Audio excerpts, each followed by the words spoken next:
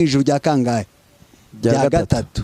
Aho niho roho z'abera zijya kurindirira, kuko kugeza isaha twari kuzagira ishyari. Yego. Ukiza bakabigisha igaburo neza, ifunguro bakaribabwira, ariko bangiza bagafata niba ari umugati bakawunyuzaho, ugafata ugahereza undi agafata ariko utemereye kujyaho, ugafata divayi ugafata ugahereza undi utemereye kunywaho, bagasobanura amagambo abiri ngiye kugenderayo abiteye. Hakaza ijambo rivuga ngo umuntu wemerewe kujya ku mubiri w'umwami wacu ni umuntu ufite ibyiringiro byo kuzajya mu ijuru. Ako kantu kumve, umuntu wemerewe kunywa ku maraso y'umwami wacu ni umuntu ufite ibyiringiro byo kuzajya hehe mu ijuru. Icyo twe dukora, kuko dufite ibyiringiro by'uko isi izaba paradisi ikaba nshya tukayibamo, twemera ko igaburo ryemewe. Niyo mpamvu barinyuza mu mutambagizo, nkafata n'undi agafataho nk'igikorwa bemera, ariko batemerewe kujya no kunywa. Ako kantu ugiye ugacukumbura cyangwa gukora ubushakashatsi bwako, gahita kakwereka pasiwadi iri mu kujya igaburo ryera. Buriya bavuga ko iyo ushaka kugira ngo ukure cyangwa umenye ujya kuba expose. Bamwe mudahuje opposition. Yego. Ujya muri opposition ikunda iki yanga iki, bya bindi ikunda ukamenya ko ibyo ikunda ubyanga, bya bindi yanga ukamenya ko ibyo yanga ukagira aho ushingira. Ahangaha hatumye njya kuvumba igaburo. Ujyayo njya kuvumba igaburo atari aho.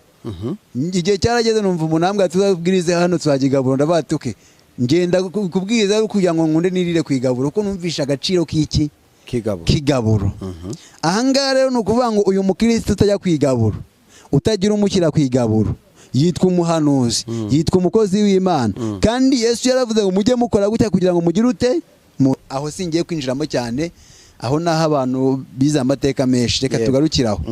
Noneho iyi myuka shebuja yari abamedi n'abapresi. Yego. Ikibigaragaza aho tubibonera, igihe Daniyeli yarimo ari guhangana n'abo bakoranaga muri guverinoma. Yego. Sinzi niba wumva abo bakoranaga muri guverinoma yaho ngaho mu icyo gihugu cy'iwayo Babuloni. Yego. Arimo arahangana nabo, yagize ubutoni cyangwa se aratoneshwa ku mwami. Amaze gutoneshwa ku mwami aba inshuti ye. Noneho haza kubaho gushaka gukura Daniyeli ku mwami. Yego. Cyangwa se kuba bamuhirika. Babikora bakoresheje uburyo bwo gusenga igishushanyo cyangwa gusenga umwami. Kuvuga ko nta rindi zina ryemerewe gusengwa, nta handi hantu umuntu yemerewe gusengwa. Ibyo turabizi yabaye ku deta ya Daniyeli kugira bamujugunye mu gobo bw'intare. Yego. Ariko Daniyeli mu gusenga kwiwe arimo arasenga ahamagara ijuru ngo Imana isubize. Ikuzimu hariho, ikuzimu hariho. Bakakanya nicaye ahangaha ibitekerezo byanjye nabijyana ikuzimu, ndamutse nanye ikuzimu ukuza ujyama nijoro. Bavuga bati twe twavuyeyo dufite n'ibimenyetso twakuye. None se kankubaze Pasika, mu myaka yose umaze wumva abantu bajya ikuzimu, Yego. Ninde wagiye ikuzimu akavuga ko yagiye akavayo akabireka ukumva afite imbuto nzima? Ntabwo nashoboye kugenda mbana nabo. Oya, ndavuga kubuzi kubonze mu babivuze. Nagiye mbakurikira kuri televiziyo. Nta muntu ujya mu ijuru. Icyo nemera, umva icyo nemera cyo. Abagiye mu ijuru bari mu ijuru rya gatatu. Rya gatatu? Aho imyuka yabera irindiriye. Ntago rero bari mu ijuru nyajuru rya rindi tuzi. Hazabaho ijuru rishya. Hari ijuru rishya rizabaho. Yego. Aho bajya ni ahantu bagenda aho imyuka yabera ijya kurindirira.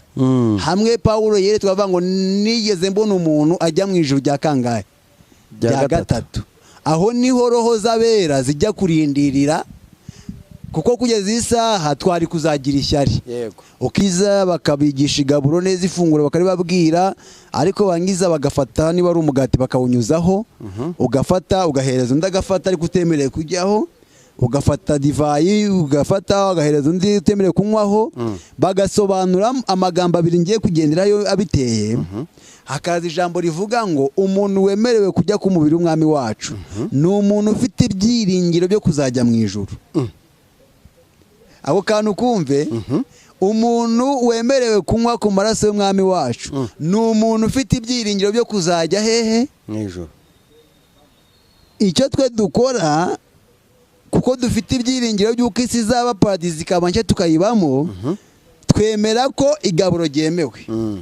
Niyo mpamvu barinyuza mu mutambagizo, nkafata n'undi agafataho nk'igikorwa bemera, ariko batemerewe kurya no kunywa. Ako kantu ugiye ugacukumbura cyangwa gukora ubushakashatsi bwako, gahita kakwereka pasiwadi iri mu kurya igaburo ryera. Buriya bavuga ko iyo ushaka kugira ngo ukure cyangwa umenye ujya kuba expose. Bamwe mudahuje opposition, ujya muri opposition ikunda iki yanga iki, bya bindi ikunda ukamenya ko ibyo ikunda ubyanga, bya bindi yanga ukamenya ko ibyo yanga ukagira aho ushingira. Ahangaha hatumye njya kuvumba igaburo. Ujyayo njya kuvumba igaburo atari aho. Igihe cyarageze numva umunambwe tuzabwirize hano tuzajya igaburo, ndabatuke ngenda kubwiriza kugira ngo nkunde nirire ku igaburo, kuko numvisha agaciro k'iki kigaburo.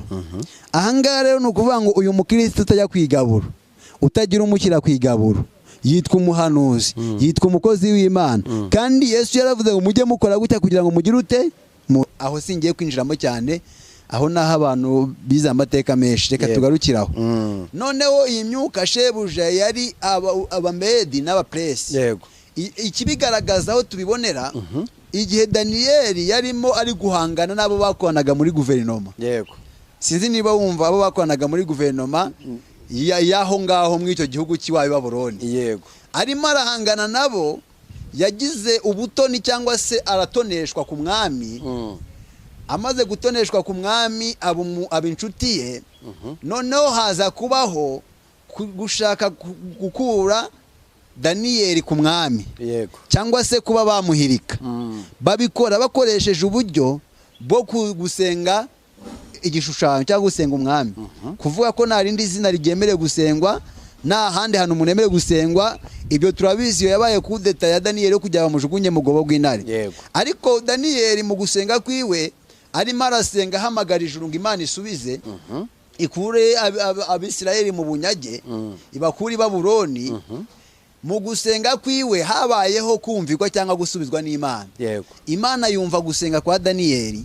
Imaze kumva gusenga kwa Daniyeli, yohereza marayika uwo bita Gaburiyeli. Mu isi y'umwuka nge Gaburiyeli mufata nk'aba bahanuzi tugira. Buriya abahanuzi muri iki gihe ni Gaburiyeli wakiragiye. Umumaro wa Gaburiyeli wari uwuhe?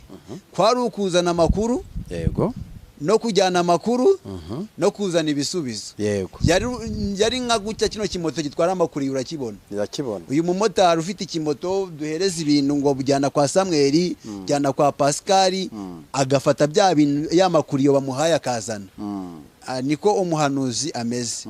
Umuhanuzi akongera kamera nk'itiyo ijyana amazi, ariko inyuzwamo amazi ayo yose anyuramo bitewe n'aho yacometswe. Iyo icometswe mu isoko nziza izana amazi meza, yacomekwa ku isoko yanduye ikazana amazi agize ute yanduye. Aha niho iyo dukomeje kwinjirira mu isi ya gihanuzi, niho dusanga abinginzi, aba Obededomu, sinzi Obededomu muri umuzi, abakumirizi n'abinginzi bafite umutwe wo guhendahenda Imana no kwinginga Imana. Aha niho bagomba kuba bahari kugira ngo bingingire babahanuzi, bataza kuzana urutsinga rumeze nabi, ahubwo bazana isoko nzima, kuko babonye ababingingira kugira ngo bagereyo. Ibyo biteza ikibazo cyane kubona nk'umuntu aba hari umuhanuzi utagira abinginzi bamwingingira. Aho wenda mu isi y'umwuka nuko nge mbyumva, kuri ngewe mu bushakashatsi nakoze no mu gusenga nasenze ntago byemewe. Noneho tukijya handi kuri ya myuka ngaruke. Twamaze kubona ko Daniyeli arasenga ku munsi wa mbere, Imana yumva gusenga kwe. Marayika araza Gaburiyeli azanira amakuru Daniyeli ko Imana yumvishe gusenga kwe. Daniyeli akomeza gusenga ategereje ko Imana izana ibisubizo. Gaburiyeli asubiye agiye kuzana iki? Ibisubizo. Mu kuzana ibisubizo, kuko ya myuka yabonye agenda agarukanye ibisubizo, ageze mu kirere ya myuka iramufata. Imaze kumufata, Daniyeli akomeza asenga kugeza ku rwego Imana yongeye kumva ijwi rya Daniyeli ataka. Ndetse uyu muntu kagitaka kandi namushubije.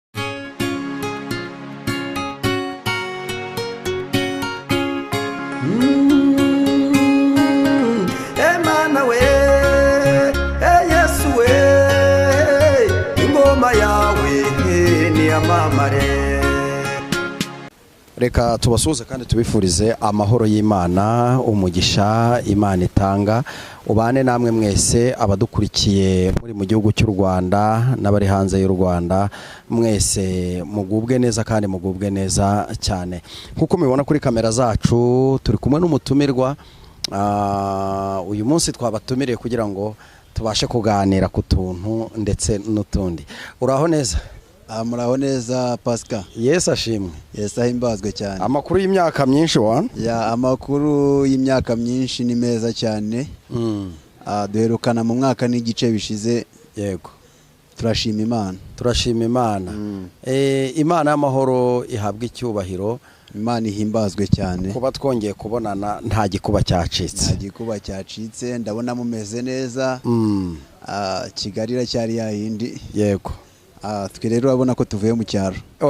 Nta cyaro ariko sekundu wabyibushye. Ntago nabura kubyibuha kuko nawumbaza y'inzu. Nukuri nawe kubaza y'inzu. Nawumbaza y'inzu kandi ibintu bimeze neza. Yego. N'imvugo urumva ko yahindutse. N'imvugo yarahindutse, ibintu byose ni wane. Ibintu ni waneza. Yego. Reka musabe kugira ngo wibwire abakunzi bacu unabasuhuze.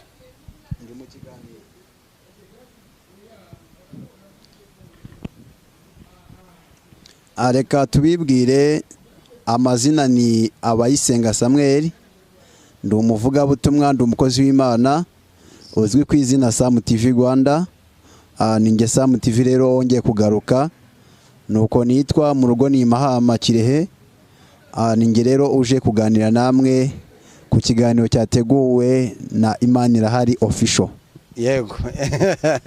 Imana irahari mwenyewe. Reka ngusabe kugira ngo ubanze usenge Imana ubundi dutangire ikiganiro. Ndakubashye Uwiteka Mana Nyiringabo, Mana yera, Mana ikiranuka, Mana ifite imbaraga, Mana ifite ubutware, Imana ifite ububasha n'ubushobozi, Imana ifite ubudahangagwa, Imana ivuga bikaba, yategeka bigakomera, Imana ihindura amateka abantu bagatangara, Imana yo kwizerwa, Imana ibera hose icyarimwe. Mu izina rya Yesu Kristo wa Nazareti nkweretse gahunda tugiye kujyamo y'ikiganiro tugiye kuganira cyerekeranye n'ibyawe, utwiyoborere kandi twe tugiye kuvuga n'abari twe n'abumva n'abari bo, ahubwo izina ryawe rihabwe icyubahiro, bikorere kwiyubahisha mu izina rya Yesu Kristo wakoze, amena. Yego, urakoze cyane ku isengesho ryiza uduhaye. Samuel, tugiye kuganira ku bintu bijyanye n'umwuka wera. Tugiye kuganira ku bintu bijyanye n'umwuka wera. Kandi ndizera ko ibintu by'umwuka wera ukibihagazemo utari wigera ubirekura. Ntago nabirekura kuko umwe niwe wigeze kuvuga, Petero aravuga ngo twakuvaho tukajya hehe.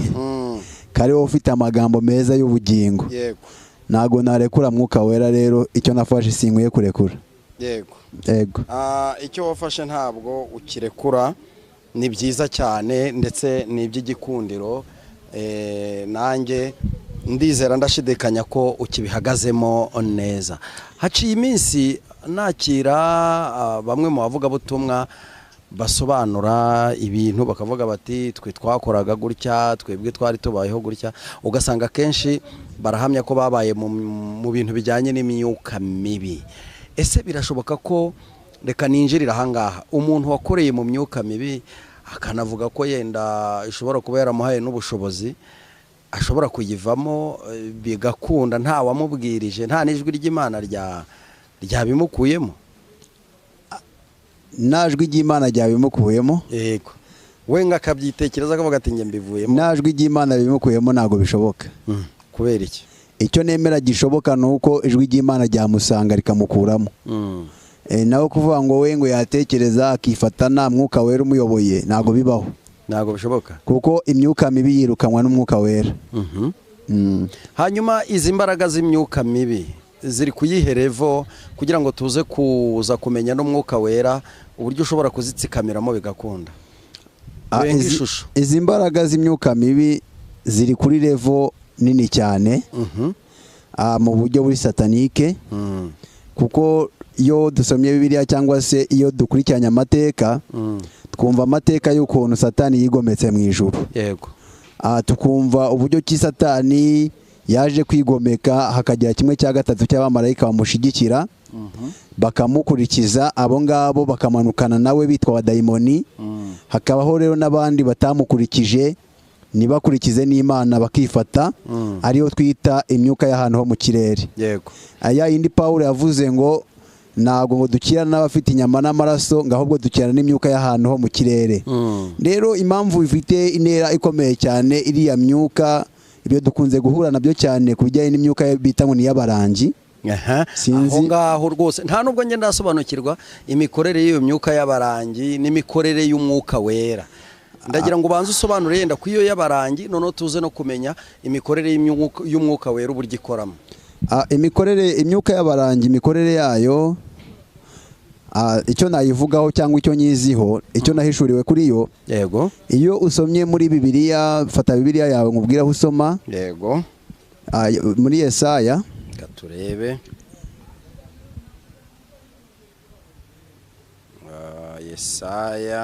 Yesaya 6:4 umurongo wa mbere.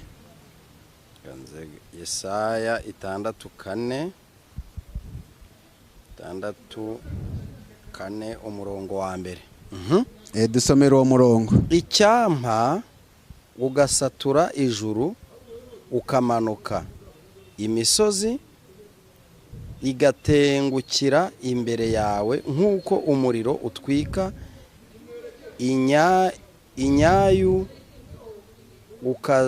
ukatuza amazi, kugira ngo izina ryawe rimenyekane mu banzi bawe, amahanga agahindira imishyitsi imbere yawe. Uwo murongo reka tuwusesengure. Yego. Uyu ni umurongo umwe Bibiliya itwereka wanditswe cyangwa se ubaho kubera Yesaya.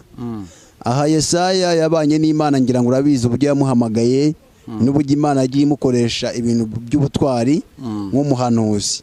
Ariko bigeze aho muri 64 biramukomerera ku buryo yabuze inzira isengesho ryiwe ryanyuramo. Yego. Cyangwa se ibyifuzo bye byanyuramo kugira ngo abashe gusubizwa. Arangije rero niko gusengera isengesho, abwira yinginga Imana ngo icyama ugasatura ijuru.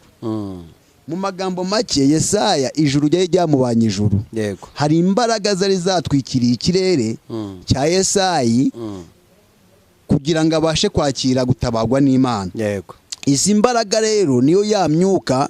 Iyo dusomye muri Daniyeli naho sinibuka hatubwira uburyo ki imbaraga za Medina Press zatangiriye amasengesho ya Daniyeli ku munsi wa 21 agakira igisubizo. Izi mbaraga rero zihindura amazina. Hamwe ziswe imyuka y'abamedi n'abaperesi. Yego. Ahangaha Yesaya we ayise imyuka itwikira ikirere cyangwa se ifata ikirere. Noneho arimo asaba Imana ngo isature ijuru. Yego. Mu gusatura ijuru nta bundi buryo ngo icyamo gasatura ijuru kimanukira. Nagakeneye izindi mbaraga, nagakeneye abamufasha, nagakeneye iki, ahubwo akeneye k'Imana ubwayo. Yo nyiri ububasha, yo nyiri ubutwari, yo yabashije gutsinda Sekibi Satani, aba ariyo ngo isatura ijuru imanuke. Yego. Ngo noneho ngo imisozi itenguke. Ni ukuvuga ngo iyi misozi iri ku isi, ariko ikirere kirasaduka kiri mu kirere. Ubwo byumvikane ko hari imbaraga zifashe iki kirere. Yego. Iyi myuka y'abarangi rero cyangwa se iyo myuka twavugaga, ni ukuvuga ngo habayeho intambara, reka tubyite intambara mu ijuru. Iyo ntambara sinari nyirimo, ariko twumva ko yabayeho. Habaho guhangana kwa Satani, kwa Rusofero n'Imana. Icyo gihe Rusofero yitwaga Rusofero, yataritwa Satani. Arigaragambya mu ijuru, ibyo twese turabizi. Amaze kwigaragambya haboneka abamarayika bamufashije. Yego. Baravuga ngo reka tumushigikire. Habaho n'abandi bavuga ngo reka twebwe dushigikire Imana. Yego. Ariko muri bo habayeho abandi twakita akazuyazi badakonje kandi batabira. Yego. Babandi Yesu yavuze ngo budakonje kandi nubire ngiye kugira ute kukuruka, abo bagiranwa nk'abantu. Ariko ahangaha muri iki kirere cy'umwuka, iyi ni imyuka.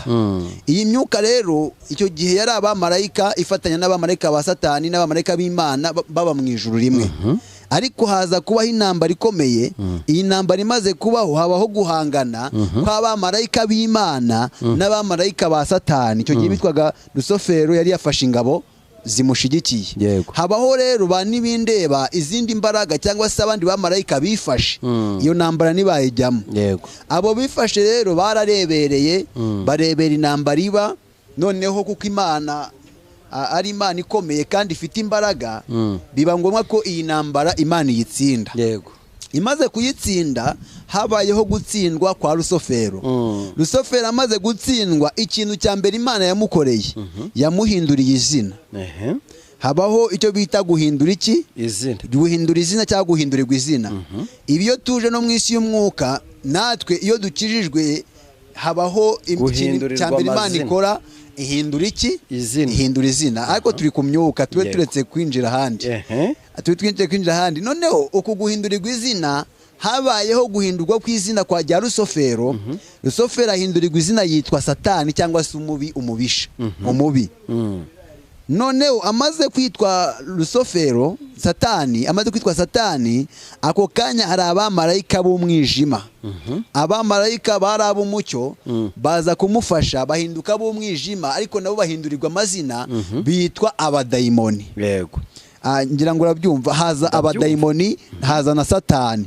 Ubwo Satani abambari be cyangwa se abakozi b'ingabo ze ni abadayimoni. Noneho ingabo z'Imana zo ntago zigeze zihinduka, zakomeje kwitwa abamarayika b'umucyo, zikomeza kwitwa abamarayika. Yego. Bakomeje kwitwa abamarayika, habayeho igice cya gatatu cyitwa imbaraga zidafite shebuja. Yego. Iyi myuka idafite shebuja niyo yabaye ya myuka izerera mu ya n'ibindeba, idafite po, idafite na ruguru. Iyi myuka nago iba ku Mana, nta nubwo iri kwa Satani. Noneho iyi myuka yoyo yaramanuwe, Imana yarebye ibona ntabwo irayirekera mu ijuru, nta nubwo irayijyana ikuzimu. Imaze kubigenza gutyo, Imana mu kohereza za mbaraga cyangwa ya myuka, Satani ati nimungerera. Ya myuka irangije ijya hagati na hagati. Yego. Ihinduka imyuka ikontorora ikirere. Ukiri aho gatoya, iyi myuka niba idafite shebuja n'umwe, ibangamira abande, ishyigikira uruhe ruhande? Aha ntago nkubwiye ngo nifite shebuja. Yego. Mw'icyo gihe nta shebuja yari ifite. Yego. Iyo yahawe misiyo cyangwa se ubwayo, yagombye kubaho yishakira shebuja. Yego. Yo ubwayo yishakira shebuja. Shebuja w'iyi myuka, aka kantu ndaza kugasimbuka ko nta kantu ushobora kuzira. Ni ukuvuga ngo oya, kavuge. Iyi myuka yabayeho itagira shebuja. Yego. Reka nkoreshe mu byanditswe, situhasoma ariko abantu barahazi. Iyo tugiye mu nkuru y'uwo bitwa Daniyeli, mu gihe cye, iyi myuka yagire shebuja yitwa Abamedi, ubwami bw'Abamedi n'Abaperesi. Yego. Abo nibo bari shebuja w'iyo myuka. Ubwami bw'Ubuperesi n'Abamedi. Mbere yaho wenda akadufatiraho. Yego. Irongera iza kuba, wenda abo baratsinzwe katubareke. Yego. Mu bijyanye n'ahantu Irani ihagaze, Ashuri. Yego. Ingabo Ashuri nawe yigeze kuzikontorolaho. Abashuri. Yego. Umwashuri naza, urabizi ko Abashuri bigeze kubangamira Abisirayeli cyane. Haza kubaho intambara ikomeye, ariko ubu ngubu aho ngaho niho nuze y'ubu ngubu, Irani y'ubu. Ariko aho singiye kwinjiramo cyane, aho naho abantu bize amateka menshi, reka tugarukiraho. Noneho iyi myuka shebuja yari Abamedi n'Abaperesi. Yego. Ikibigaragaza aho tubibonera, igihe Daniyeli yarimo ari guhangana n'abo bakoranaga muri guverinoma. Yego. Sinzi niba wumva abo bakoranaga muri guverinoma y'aho ngaho muri icyo gihugu cy'iwayo Babuloni. Yego. Arimo arahangana nabo, yagize ubutoni cyangwa se aratoneshwa ku mwami. Amaze gutoneshwa ku mwami, aba inshuti ye. Noneho haza kubaho gushaka gukura daniyeli ku mwami yego cyangwa se kuba bamuhirika babikora bakoresheje uburyo bwo gusenga igishushanyo cyangwa gusenga umwami kuvuga ko nta rindi zina ryemerewe gusengwa nta handi hantu umuntu yemerewe gusengwa. Ibyo turabizi iyo yabaye kudeta ya daniyeli yo kugira bamujugunye mu gobo rw'intare. Ariko daniyeli mu gusenga kwiwe arimo arasenga ahamagara ijuru ngo Imana isubize ikure abisirayeli mu bunyage ibakure i Babuloni. Mu gusenga kwiwe habayeho kumvirwa cyangwa gusubizwa n'Imana.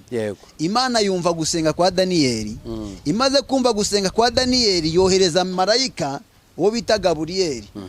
Mu isi y'umwuka nge Gaburiyeli mufata nk'aba bahanuzi tugira. Buriya bahanuzi mu iki gihe ni Gaburiyeli wa kiragiye. Umumaro wa Gaburiyeli wari uwuhe?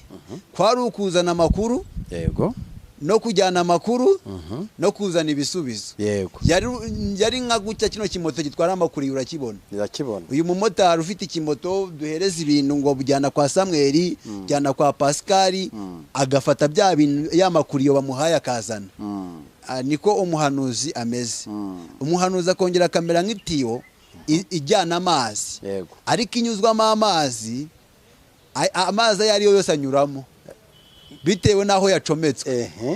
Iyo icometswe mu isoko nziza izana amazi meza, yacomekwa ku isoko yanduye ikazana amazi agize ute yanduye. Aha niho iyo dukomeje kwinjirira mu isi ya gihanuzi niho dusanga abinginzi aba Obededomu, sinzi Obededomu muri umuzi, abakumirizi n'abinginzi bafite umutwe wo guhendahenda Imana no kwinginga Imana. Aha niho bagomba kuba bahari kugira ngo bingingire babahanuzi bataza kuzana urutsinga rumeze nabi, ahubwo bazana isoko nzima kuko babonye ababingingira kugira ngo bagereyo. Ibyo biteza ikibazo cyane kubona nk'umuntu aba hari umuhanuzi utagira abinginzi bamwingingira. Aho ho wenda mu isi y'umwuka nuko nge mbyumva kuri ngewe mu bushakashatsi nakoze no mu gusenga nasenze ntago byemewe. Noneho tukijya hahandi kuri ya myuka ngaruke. Twamaze kubona ko Daniyeli arasenga ku munsi wa mbere. Imana yumva gusenga kwe. Yohere marayika araza Gaburiyeli azanira amakuru Daniyeli ko Imana yumvishe gusenga kwe. Daniyeli akomeza gusenga ategereje ko Imana izana ibisubizo. Gaburiyeli asubiye agiye kuzana iki? Ibisubizo. Mu kuzana ibisubizo kuko ya myuka yabonye agenda agarukanye ibisubizo, ageze mu kirere ya myuka iramufata. Imaze kumufata Daniyeli akomeza asenga kugeza ku rwego Imana yongeye kumva ijwi rya Daniyeli ataka. Ndetse uyu muntu kagitaka kandi namushubije. Hani marayika bita Mikayeli ushinzwe intambara, ariko yari akeneye guhabwa oda. Ntabwo yari gukora adahawe oda. Aho ngaho niho hagaragaza rya jambo shebu. Oda ni shobuja. Uyihabwa na shobuja. Noneho iyi myuka ifata amasezerano ya Daniyeli, ifata ibisubizo bya Daniyeli. Imaze kubifata muri kwa gusenga kwe bigeze ku Mana, Imana yohereza Mikayeli aza none hari umugwanya azarwana na ya myuka Bibiliya yitaho ni imyuka ya Medi n'Abaperesi. Kandi Pascal mwibutse ko iyi myuka Abamedi n'Abaperesi bakoreraga ku butaka. Bari ku isi, bari muri guverinoma zari icyo gihe. Ntago babaga mu kirere. Wambwira ute kuki iyi myuka ya Medi n'Abaperesi igiye gufata ikirere cya Daniyeli? Nukuvuga ngo aba Bamedi n'Abaperesi nibo bakontorolaga iyo myuka mu icyo gihe. Noneho iriya myuka uko itagira shebuja w'iyo myuka mu icyo gihe yari Abamedi n'Abaperesi. Iyo ni imyuka yabo. Ariko nubwo yitwa imyuka yabo sibo bayiremye, ahubwo nuko ari imyuka itagira shebuja iba ahantu mu kirere. Shebuja aba uwishaka, nanjye nabawe n'undi yabawe, ariko singabe mu izina rya Yesu. Yo yishakira shebuja. Satani ntago imureba. Imana niyireba, yo ubwawe yigwanaho. Ni nayo myuka izigahinduka imyuka y'uruzerero. Izerera.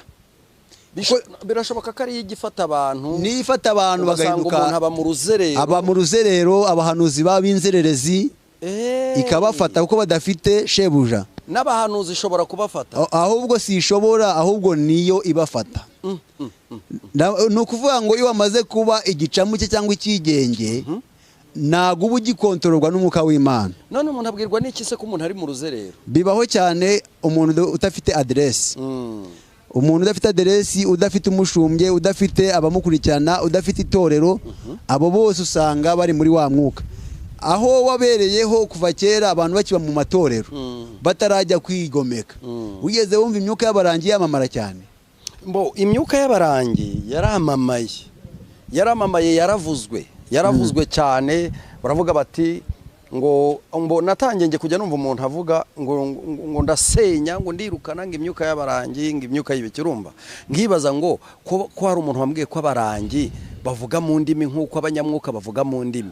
Ese ibyo bintu twabitandukanya gute? Imyuka y'abarangi ikora ite, umwuka wera ukora ute? Impamvu utabitandukanya Pascal, bariya bantu iriya myuka cyangwa se bara abadayimoni cyangwa se nabuze izina mbita, iriya myuka yo mu kirere mu gihe cyo kurwana yigize gutya irifata uko, yego, ntiyagaragaza imbaraga ifite, yego. Kugeza iyi saha niyo mpamvu Pawulo yavuze ngo ntabwo dukirana n'abafite inyama n'amaraso, ahubwo dukirana n'imyuka y'ahantu ho mu kirere. Iyi myuka ya Satani y'ahantu ho mu ijuru, ahubwo iya Satani nta ruhari dufiteho. Iriya turayizi, tekinike Imana yakoresheje ngo itsindwe, turayizi, yego. Ariko iriya ntiyagwanye, yatsinzwe itagwanye, yego. noneho hiri imbaraga ifite ntabwo tuzi kapasite yazo. Niyo mpamvu iyi myuka ifite ubushobozi bwo kwigira marayika w'umucyo, kuko urumva ibasha hose ikoraho, yego, ikora hejuru igakora no hasi. Iyi myuka ifite ubushobozi bwo gutangira amasengesho y'abera. Iyi myuka ifite ubushobozi bwo kumviriza. Okay. Wajya gusenga y'umwe mu gihe uzasenga ejo bagatangira uyu munsi. Ni ikirere cy'umwuka. Ari ikigisho wenda rimwe nzazana kivuga kuvuga mu ndimi, kigaragaza uburyo ki ururimi ari sinyari y'umuntu n'Imana.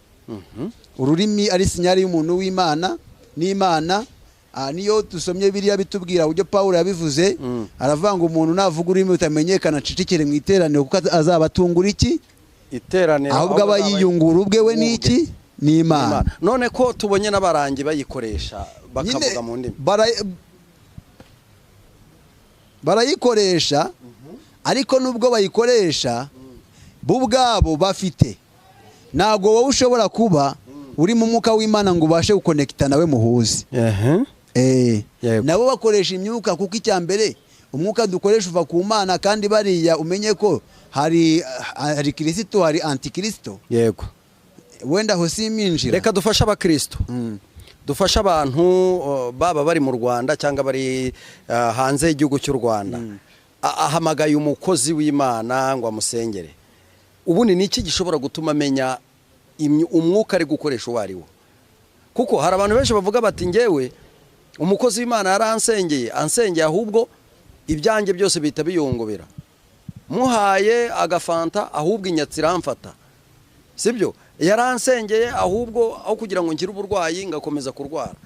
Donc tuzabibwirwa n'iki imyuka iriho irakora mu cyo bita abakozi b'Imana? Noneho kandi urumva ko nimba iyo myuka yarinjiye mu cyitwa abahanuzi, kandi ari umutwe ukomeye cyane ufasha abantu guhura n'Imana, kuko akenshi umuntu wese aba yifuza guhura n'umuhanuzi. Ibi bintu kubisobanukirwa, tuzabisobanukirwa gute? Hari ijambo rimwe rivuga ngo muzamenyera ku mbuto bera. Umuntu nagira aderesi, umuntu nagira uwo yubaha, yego, umuntu nagira hakorera, uwo muntu uretse ko ntabwo tujyaho tukavuga, njye mvuga ngo ndi Samuel, nkakubwira amazina yanjye naho nsengera, yego, nkakubwira wenda naho ncumbitse. Ese umuntu na aderesi, umuntu nahana agira ku igaburo. Uwo muntu nasuye abahamya batemwe de Jehova, yego, kuri Pasika y'ubushize. Baranumira njya muri semina yabo. Uwo munsi nigiyemo isomo rikomeye. Isomo nigiyemo, hari ukuntu bajya kwigaburo, nyine bagira ku mwanya wo kujya kwigaburo. Barangiza bakabigisha igaburo neza, ifunguro bakaribabwira, ariko bangiza bagafata niba ari umugati bakawunyuzaho, ugafata ugahereza undi agafata, ariko utemereye kujyaho, ugafata divayi ugafata agahereza undi utemerewe kunywaho bagasobanura amagambo abiri ngiye kugenderayo abiteye hakaza ijambo rivuga ngo umuntu wemerewe kujya ku mubiri w'umwami wacu ni umuntu ufite ibyiringiro byo kuzajya mu ijuru. ako kantu kumve umuntu wemerewe kunywa ku maraso y'umwami wacu ni umuntu ufite ibyiringiro byo kuzajya hehe mu ijuru. icyo twe dukora kuko dufite ibyiringiro by'uko isi izaba paradisi ikaba nshya tukayibamo twemera ko igaburo ryemewe. niyo mpamvu barinyuza mu mutambagizo nkafata n'undi agafataho nk'igikorwa bemera ariko batemerewe kujya no kunywa. ako kantu ugiye ugacukumbura cyangwa gukora ubushakashatsi bwako gahita kakwereka pasiwadi iri mu kujya igaburo ryera. buriya bavuga ko iyo ushaka kugira ngo ukure cyangwa umenye ujya kuba expose bamwe mudahuje opozisiyo ujya muri opozisiyo ikunda iki yanga iki bya bindi ikunda ukamenya ko ibyo ikunda ubyanga bya bindi yanga ukamenya ko ibyo yanga ukagira aho ushingira. ahangaha hatumye njya kuvumba igaburo ujyayo njya kuvumba igaburo atari aho igihe cyarageze numva umunambwe tuzabwirize hano tuzagigaburo ndabatuke ngenda kubwiriza kugira ngo nkunde nirire ku igaburo kuko numvisha agaciro k'iki kigaburo. ahangaha rero ni ukuvuga ngo uyu mukristo utajya ku igaburo utagira umushyira ku igaburo yitwa umuhanuzi yitwa umukozi w'Imana kandi Yesu yaravuze ngo mujye mukora gutya kugira ngo mugire ute munyibuke. ubwo niba atajya ku igaburo afite ubuhe bwirinzi? ntabwo hari ubwirinzi afite? ntabwo hari protection afite? ntayo. uyu nguyu ni ukuvuga ngo ameze nka yatiyo wacomeka ahantu hari amazi mabi n'ameza amazi ntajyamo kuko itiyo yirarangaye ahubwo bizaterwa n'amazi yinjijwemo ayariyo. yego iyi tiyo rero irangaye kuko idafite uwo kuyikontorora izinjiza imyuka mibi izinjiza ubuyobe izinjiza gukorakora izinjiza iby'isoni nke bya bindi byose Bibiliya yanga urunuka kubera ko ntabwo ifite umuntu wo gukumira ngo ibi nibijyemo hajyemo ibi. nashebuje. hanyuma se uyu yenda uvuze ku igaburo ukora hasi unyibutsa ibuye mugani wa mugani uyu mushumba mbere yo gutanga igaburo abanza kuritegura akanarisengera waba yatujwe nande? aho ntabwo yenda reka ngirangize aho ntabwo iri gaburo turya yaba rimwe mu ntandaro ituma abantu bakora ibyaha aho kugira ngo iduhe ubugingo. naho bihuriye kuko yaravuze Yesu avuga ngo mujye mukora gutya kugira ngo mugire ute kugira ngo munyibuke. ni ukuvuga ngo wowe ugiye kurirya ntabwo uburyo byateguwemo bukureba. icyo urebwa ni amagambo avuzwe wumva ni igikorwa kigiye gukorwa. naho uwariteguye we kuko na Yuda yarariteguye urabyibuka kandi ntabwo byabereye icyaha intumwa. ukurikiranye Yuda niwe wari ushinzwe sitoke y'intumwa ariko nubwo yari ashinzwe sitoke y'intumwa ntabwo kuba Yuda yarateguye ifunguro kuba yararibitse ntabwo byabereye icyaha cyangwa bibera amakosa abaririye. uburyo byateguwemo uburyo ugiye kubyakira nibwo bufite iki nibwo bufite agaciro nk'ubu urugero ndaguha urugero rwa hafi. niba wowe ngiye Samweli mvuze ngo ngiye kujya amagambo natuye mu kujya ngiye kujya igaburo hari uburyo nabanye n'Imana njye ubwanjye nayo. mbere y'uko ndirya barabanza bakakubwira ngo winihire uyisuzume utaza kugirwaho n'iki n'urubanza. kuba rero winihiye ukisuzuma ugasanga nta rubanza ufitanye n'Imana uburyo ubyakiyemo uri guhaye ntabwo uri guhaye aricyo kibazo. ahubwo ikibazo ni ukumenya ngo ese icyo nasabwe gukora nagikoze kuko rero ntabwo wamenya ibiri inyuma y'amarido. iby'inyuma y'amarido bimenywa n'Imana yaremye uwo muntu. twebwe icyo tumenya ubu twaje hano aho naturutse wumvishe ngo ndi Kacyiru ngiye gutega moto nze mvuga Imana ndaza ariko ntuzi ngo ese moto nayishyuye amafaranga nayakuye he? kuba icyo wari ukeneye ni ukubona nkugezeho hanyuma wansubiza icyo utayinsubiza ibyo ni ibyawe ni ibibembe byawe ntabwo biba bindeba. ni ukuvuga ngo rero iyo uri umwana wo kurimbuka nk'ubu iyi saha nakabaye nkubwira ati subiza manzi usubize tikenzanye hariyo nakwatse ntayo wanyatse sinicaye nkavuga yego hari icyo ngusabye ntacyo nuko nzi ko icyo ngiye kuvuga agaciro ntago kari mu kuba nje hano yego agaciro kari mu cyo ngiye kuvuga mu cyo ugiye kuvuga hanyuma ndaza kukubaza bimwe mu bibazo nkunda kwibaza cyane n'uyu munsi wa none ntari namenya ikuzimu ni ikuzimu aho ngaho gusubiza ikuzimu ni mu bitenge uko mbyumva ikuzimu ni mu bitekerezo ijuru ni hese naho ni mu bitekerezo kuko umuntu azajya ikuzimu kubera ibitekerezo bye bibi umuntu azajya mu ijuru kubera ibitekerezo bye byiza ni ukuvuga kugeza iyi saha iyo dusomye biriya tubwira ngo nuko mbona ijuru rishya n'isi ubu rero ugiye kuvuga ngo mu ijuru naha mu isi naha mu ijuru naha ikuzimu naha waba ugiye kubeshya none se kuko niba Imana izarema ijuru rishya yego ubwo iryo ni ryo juru tuzajyamo ntarihari ubu tuvugana ntarihari ubu ntarihari rizaremwa turijyemo none iyo umuntu avuze ati ngewe nagiye ikuzimu n'umubiri wanjye ndamanuka ngerayo kandi turabibona ku mbuga nkoranyambaga hirya no hino akaza anatanga ubuhamya ubwo ni ubuhamya bumaze kumenyerwa n'abantu benshi uko kuzima bagiyemo ni ukuri ikuzimu hariho bakakanya nicaye ahangaha ibitekerezo byanjye nabijyana ikuzimu ndamutse nanye ikuzimu uko uza ujyama nijoro bavuga bati twe twavuyeyo dufite n'ibimenyetso twakuye none se kankubaze Pasika mu myaka yose umaze wumva abantu bajya ikuzimu yego ninde wagiye ikuzimu akavuga ko yagiye akavayo akabireka ukumva afite imbuto nzima ntabwo nashoboye kugenda mbana nabo oya ndavuga kubuzi kubonze mu babivuze nagiye mbakurikira kuri televiziyo ntawe turabana visave gutya kugira ngo nawe muri abana ikuzimu rero nakubwiye habaho yego ariko ikuzimu uko mbyemera ngewe ni mu bitekerezo nyine wowe uravuga uti ni mu bitekerezo n'ijuru ni mu bitekerezo kuko ibitekerezo byawe ibitekerezo byawe byakujyana ikuzimu numbaze ngo wagenda ute wagenda wese wagenda ari we wenyine niba nagenda gutya ameze nkagera ikuzimu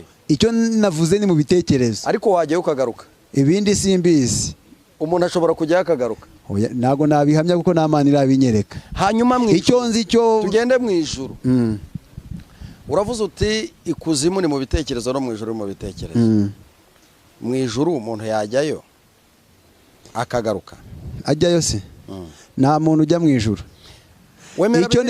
icyo nemera cyo abagiye mu ijuru bari mu ijuru rya gatatu aho imyuka y'abera irindiriye ntabwo rero bari mu ijuru nyajuru rya rindi tuzi hazabaho ijuru rishya hari ijuru rishya rizabaho aho bajya ni ahantu bagenda aho imyuka y'abera ijya kurindirira hamwe Pawulo yerekwa avuga ngo nigeze mbona umuntu ajya mu ijuru rya kangahe rya gatatu aho niho roho z'abera zijya kurindirira kuko kugeza iyi saha twari kuzagira ishyari ukibaza ngo igihe nakoreye Imana wajya wifuza no gupfa kugira ngo uhite ujya mu ijuru ati kuki ntaragerayo kandi abandi baragiyeyo ariko umuririmbyi yaravuze ngo abagezeho baragwiriye di ngo abagezeho baragwiriye ngo kandi ngo banezeza oya birani kwa kundi nyine dukora turirimba ugashyiramo nyine akantu gatuma abantu bakumbura icyo kintu ntago wavanga abagezeho baragwiriye kuko waba ugiye gushyigikira abahamya bavuga ngo byaruzuye ngo ni 144 ntago twari uko dutekereza byaba bimeze nka kera twiga muri za segonderi wajyaga wiga wareba abantu akazi ngo karabuze wanyuze ugahita uva mu ishuri ukajya kwiga imyuga ngo reka ngo ndangirize vuba ahangaha ngo naziga nkabura akazi abadukurikiye barakabonye n'abari kurangiza ubu bari kukabona ibyo rero icyo ni ikibazo cy'imyumvire n'imitekerereze umuntu aba afite kandi umuntu w'Imana agomba kugira imitekerereze yagutse Samuel tugana ku musozo ndagira ngo utambutse message yawe wagennye gutanga tugana ku musozo kuko naherekare ndi kukubaza reka ngo umwanya nimba hari inama watanga uyitange ubundi tugane ku musozo inama naho abantu birinda ibitekerezo bibajyana ikuzimu kuko birahari inzira nyinshi zirahari zajyana umuntu ikuzimu ntago kujya ikuzimu ari uko azajyaho n'umubiri we wose, ariko burya ibitekerezo byawe bihindutse ugatekereza nabi, ntago uba ukiri mu buryo Imana igushakamo, uba wagize ibitekerezo biganisha umuntu ikuzimu. Kuko nujya ugatekereza uwo bita Lazaro na Nyamutunzi mu gitekerezo cyabo, atubwira uburyo Lazaro yabayeho n'uburyo Nyamutunzi yabayeho, kandi Lazaro ntago yigeze abaho atari mu isi, nta nubwo Nyamutunzi yabaye atari mu isi, ariko Lazaro nubwo yari ari mu isi, yari ari mu isi nk'utayirimo, kuko yari ayirimo ibyiringiro bye biri mu ijuru. Naho Nyamutunzi aba mu isi, ibyiringiro bye biri ku by'isi biri mu isi. Biza kurangira rero Lazaro ajyanywe mu gituza cyande cya Aburahamu, Nyamutunzi ajyanywe muri Gihenomu. Aho Nyamutunzi yifuje ko byibuze Aburahamu yakinginga Lazaro, agatonyanga gakeya, kakagera ku isonga ry'ururimi rwe akoroherwa. Arangije abonye byanze, arasaba ngo niyohereze Lazaro ajye kuburira bene wabo asize mu isi. Ariko arangije aramubwira Aburahamu ngo bafite ba Mose n'abahanuzi bazabumvira, niba atabumvira naho Lazaro yazuka akajyayo ntibamwumvira. Rero igihari imyuka y'abera ifite ahiri, atumvira Imana bafite imyuka yabiri, kuko Nyamutunzi hatwerekaho umwuka we wari uri n'umwuka wa Lazaro aho wari uri. Rero twirinde icyatuma dutakaza umwimerere w'agakiza. Aricyo wigeze kumbaza dutangira, sinzi niba wagishoje. Urakoze cyane, ndumva ari aho ngaho, twe kubaha ibintu byinshi, ibindi tuzabibaha mu kindi kiganiro, kandi ndiza neza ndashidikanya ko igihe cyose tuzaba tugukenera turajya tukubona. Buriya wari uri kuvuga ngo utuye kure, ariko reka nkumenyeshe ko aho utuye dushobora kuhagera.